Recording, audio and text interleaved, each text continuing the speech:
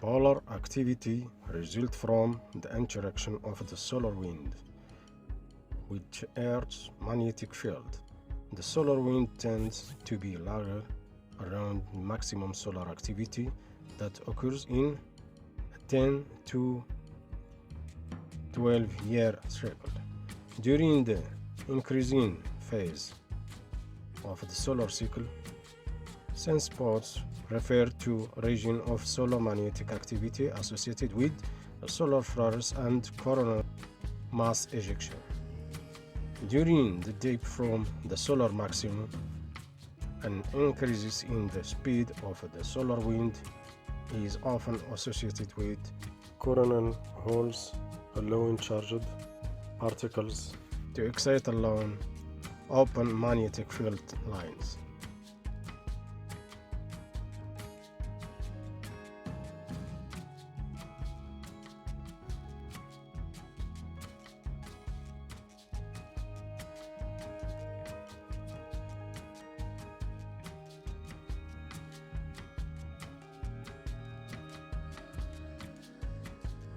The aurora borealis are due to electrically charged particles from the sun, the solar wind, acting on the rarefied gases in the upper atmosphere. Particles, especially electrons and protons, are directed by the Earth's magnetic field to collide with atoms and molecules of gases in the higher atmosphere, thermosphere, exosphere.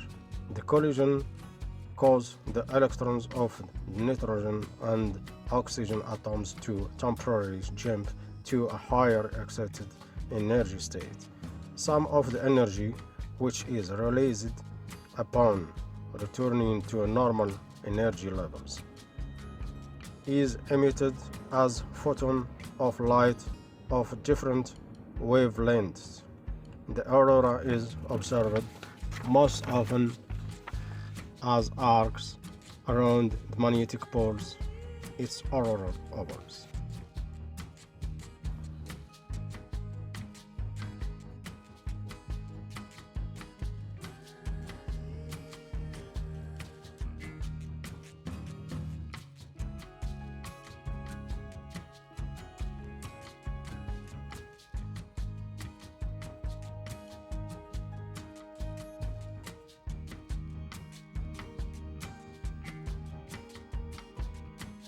Large discharges of corona and solar flares may temporarily enhance the solar wind and reach the Earth's magnetosphere and may generate a geomagnetic storm. In such event, the auroral oval expands temporarily, allowing aurora to be seen from lower latitudes. In the Northern Hemisphere, it is called the aurora borealis or northern light. In the Southern Hemisphere, it is called the Australian Twilight or the Southern light. Most dome light are generated at altitudes between about 90 and 150 km, but can arise at lower altitudes of up to 60 km and a higher altitudes of up to 1000.